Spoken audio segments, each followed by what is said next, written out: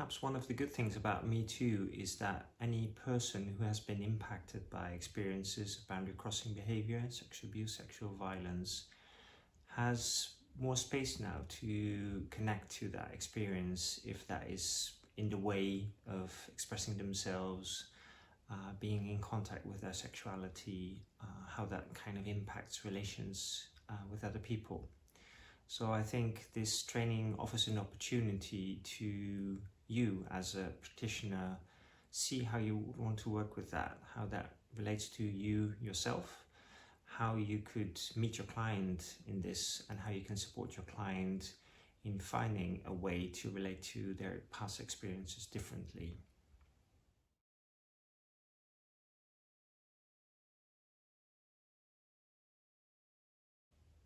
So part of the objectives of this training module is to explore how you relate to this topic yourself,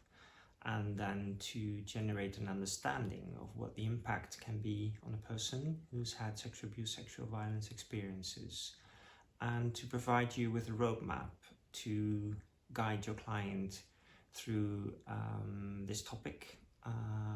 through the trauma, and also to help them understand how this trauma works out differently because it's sexual trauma.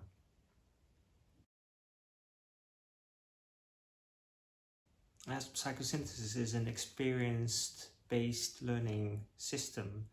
we'll also be doing sessions during the training, which means you'll be working with a fellow student to do sessions with a client, just to feel what it feels like for you to talk about sexual abuse with your client, and to explore any transference, counter-transference issues that might be specific for working with people with sexual abuse.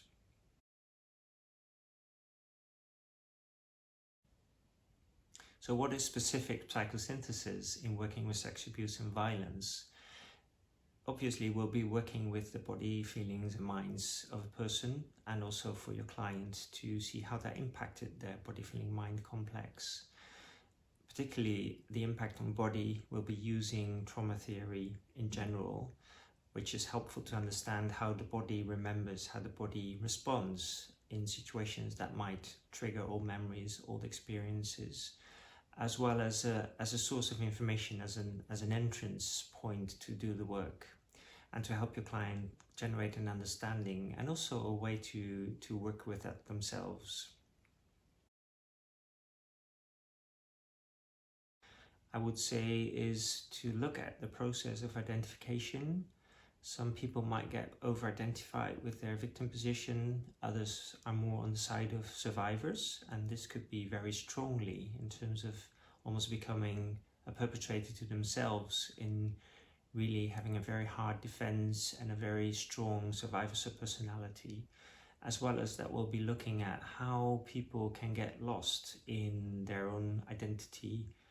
sexually, and even on their gender identity.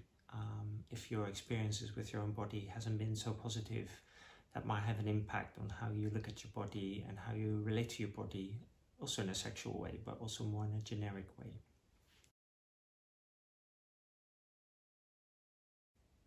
In making a generalization, I think any traumatic experience might have a big impact on anyone, which means that if this isn't being addressed, there's a risk that this acts out and is passed on in any way possible,